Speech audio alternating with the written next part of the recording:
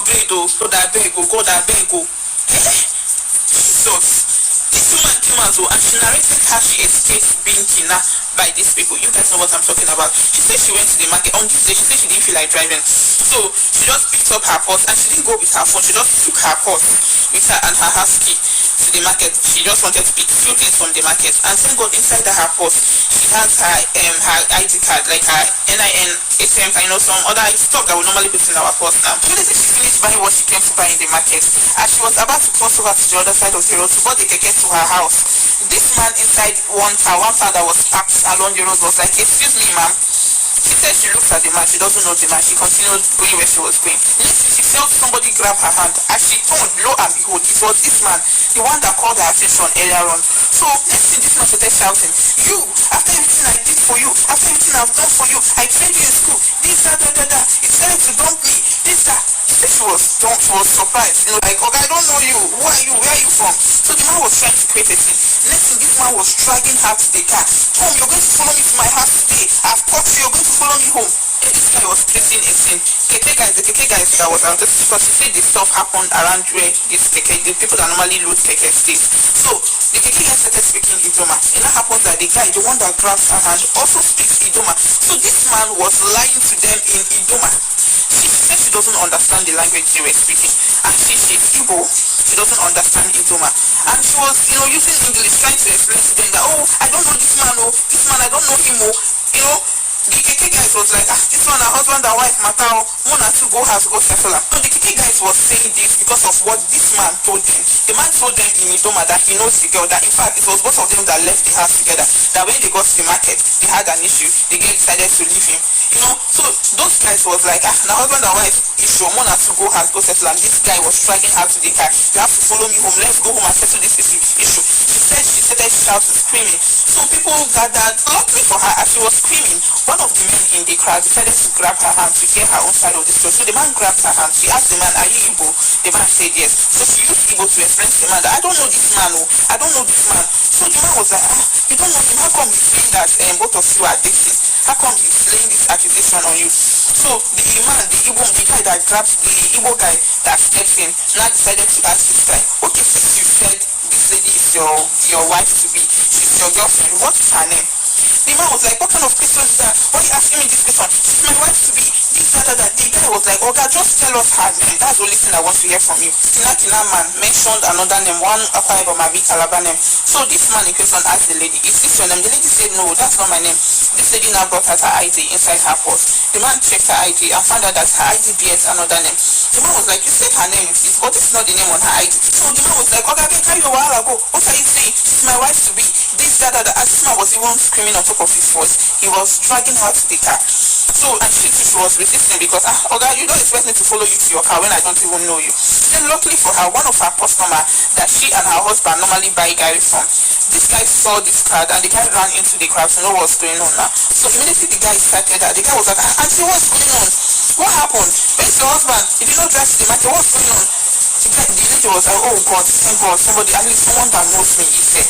So the lady now narrated to the guy what was going on. The guy started screaming, "No, I know this Antina, I know her husband. No, this one is not even her husband. I even know her child, I know her car." The guy was like, "I know this person." So because it was in the market, and this guy sells inside this market, so people that knows the guy knows that this guy cannot be lying now, because he's part of the people that sells in the market. So when this guy was now shouting, "No, this man is trying to kidnap this auntie, he's trying to kidnap this auntie," immediately this man saw that he has been caught. This man left her. He ran into the car. Already there was a driver inside this car. So this driver the car was just on. This person was just waiting for this man to drive this lady inside this car so that they can zoom off. So luckily for this lady, this guy was able to rescue her. Immediately this man saw that he has been caught. He rushed inside the car and they zoomed off. Hey, Omo, we all need to be careful.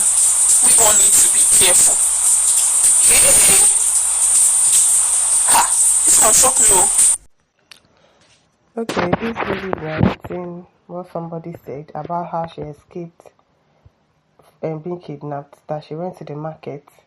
She didn't go with her phone. That is an error to start with. Why would you go out? Even if you are going to your next street, you should go anywhere with your phone. But let's leave that aside. She said, okay, this person was going to the market. She just wanted to get some few things. So she didn't drive. She didn't go with her car. She put some her keys, her NIN, identification, means of identification inside her purse. It was there. So when she went to the market, she bought what she wanted to buy. She was coming back, and then somebody called her in the car and was like, she looked at the person and was like, I don't know you. Why are you calling me? And she started going on her own way. Then all of a sudden she felt a hand holding on to her and was like, you, after everything I've done for you, and you want to leave me, blah, blah, blah. So the man was acting like as if he knows the woman and probably they were dating and he wanted to leave him alone. So he was trying to create a scene in the market, and in the process of doing that, he was trying to drag the woman into the car. He was inside. There was apparently a driver in front of the car. So they were trying to kidnap her, obviously. So creating a scene and saying, "Oh, you're my girlfriend. Why do you want to leave me? Oh, you're going to follow me home today." And he was trying to drag the woman inside the car. The woman was like, "I don't know you. I don't know you. Why are you dragging me? Why are you doing this?" She was also resisting the drag as well. So in the process of that, somebody else, some keke people were there. They were speaking Idoma, and the man that wanted to kidnap the lady too was an Idoma person. So he was speaking Idoma with the keke guys, and they were like, "Oh, the guy was telling them that, oh, this person is my girlfriend to be, she's my wife to be, she's running away, blah blah blah." And those ones were like, "Oh, it is husband and wife matter. Don't let us put our mouth."